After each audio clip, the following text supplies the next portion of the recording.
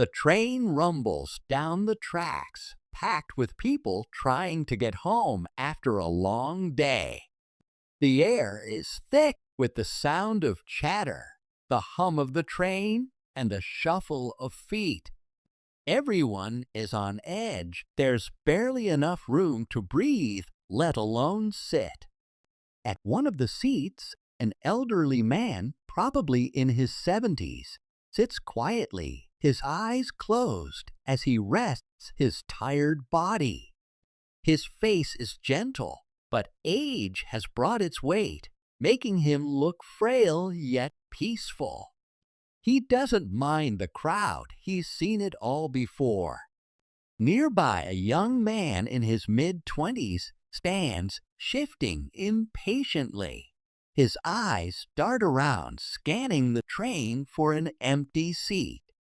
He has the look of someone who believes he's entitled to anything he wants. His arms are crossed, and his expression is hard, almost angry. With every passing minute, he grows more agitated.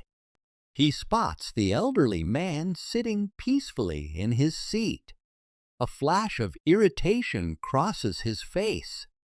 This is the moment. He decides that the man who could easily be twice his age should give up his seat. The young man strides toward the old man, an air of expectation in his step. The elderly man doesn't notice the young man approaching at first, his tiredness shielding him from the noise of the bustling train. The younger man stands over him, waiting for him to acknowledge him. He shifts his weight impatiently. At the back of the train, a black police officer in uniform sits quietly in his seat a few rows away from the unfolding scene. His uniform is neat, and his face is calm, his eyes scanning the train with the practiced awareness of someone who's seen far too many situations like this. He notices the young man's posture, his sense of entitlement, and the way he hovers over the elderly man. The officer's eyes narrow slightly, but he remains still observing from a distance, ready to step in if needed.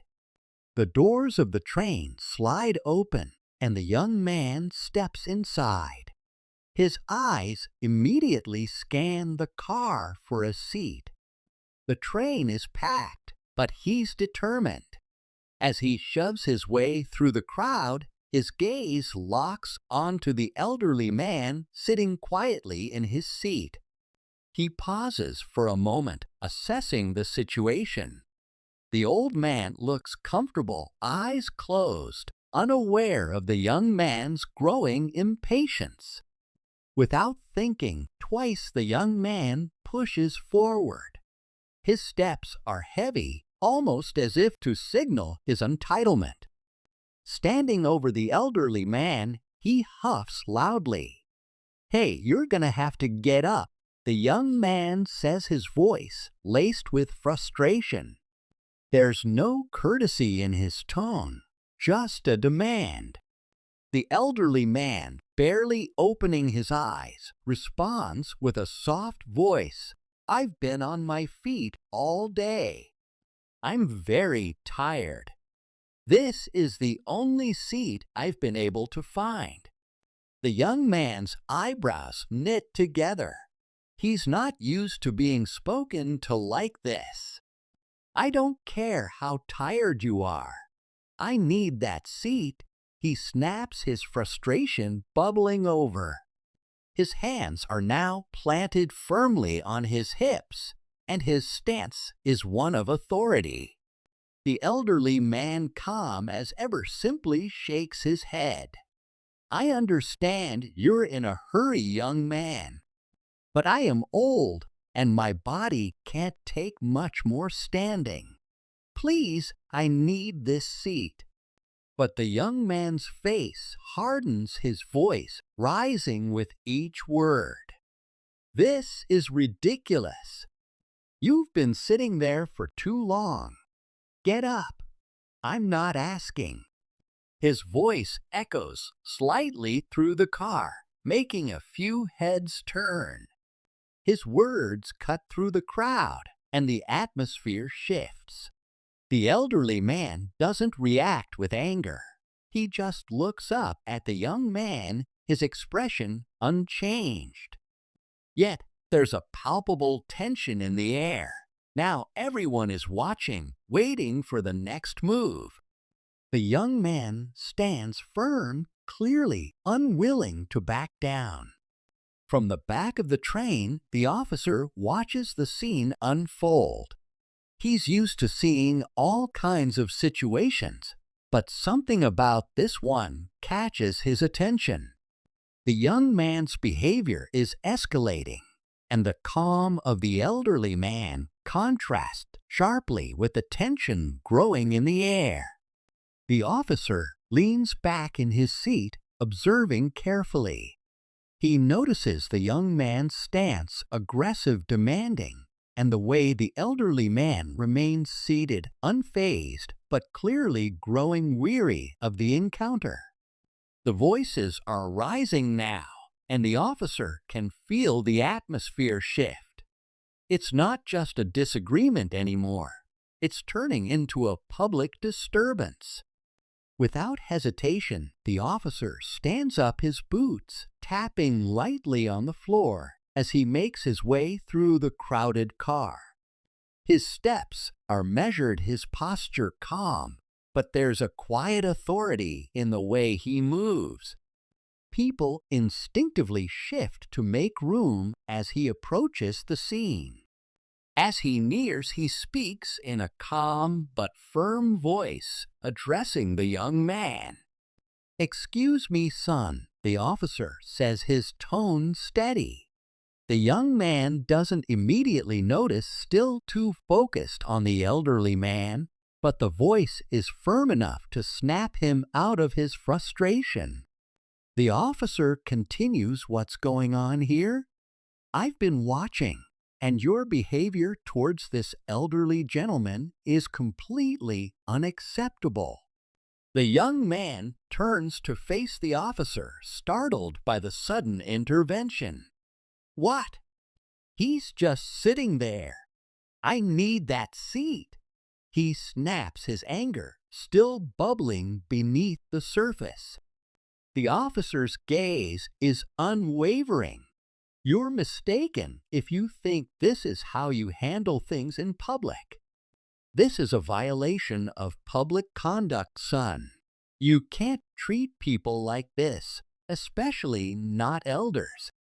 The young man's mouth opens, but the officer cuts him off, his voice still calm but laced with authority.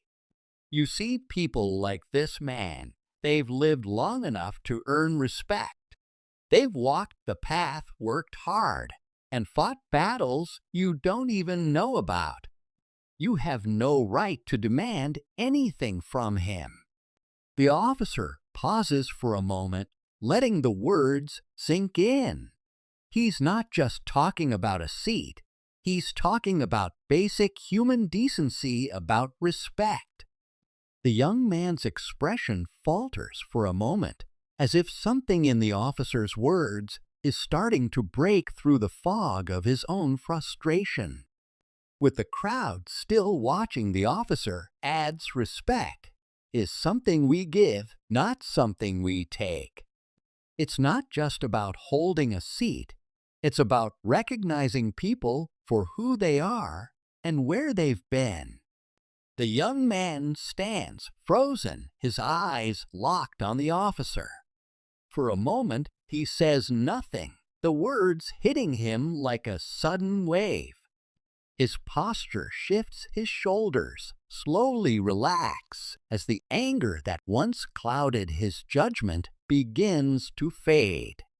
The officer's words are sinking in now, deeper than he expected. He glances at the elderly man, who still sits quietly, his eyes lowered. The contrast between his calm demeanor and the young man's previous outburst becomes painfully clear. The young man's chest tightens as he realizes the weight of his actions. He had been rude, entitled, and blind to the basic respect this man deserved.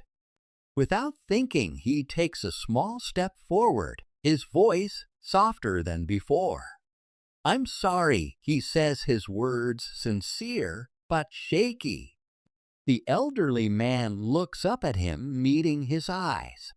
There's no anger in the old man's face, just a simple nod of acknowledgement, as if to say, "I understand." The young man takes a deep breath, his hands now resting by his sides. "I shouldn't have said those things. I was wrong. I'm sorry for being disrespectful." The elderly man doesn't speak, but his face softens. There's a quiet dignity in the way he accepts the apology without a word.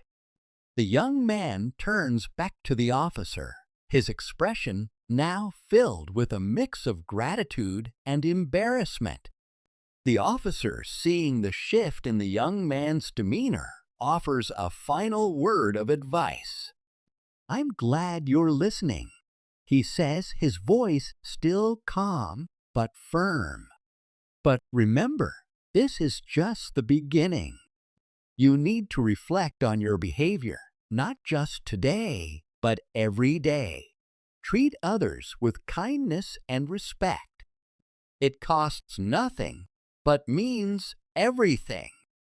He pauses, looking at the young man, then at the rest of the passengers. Respect isn't just about manners. It's about how we treat the people around us. We're all part of this community, and a community that doesn't respect each other, it falls apart. The officer's eyes scan the crowd, making sure his words reach every corner of the train. So let's make it a point to be better, for ourselves and for each other. The young man, now visibly humbled, steps aside, offering his seat to the elderly man. Without a word, the elderly man stands slowly, his movements deliberate but steady, and takes the seat with a quiet nod of thanks. The young man watches, a sense of satisfaction settling in as he realizes the value of his own gesture.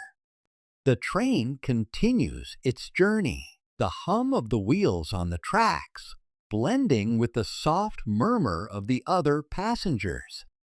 There's a new sense of calm in the air, as if the entire car is reflecting on the moment they've just witnessed, a lesson in humility, respect, and kindness.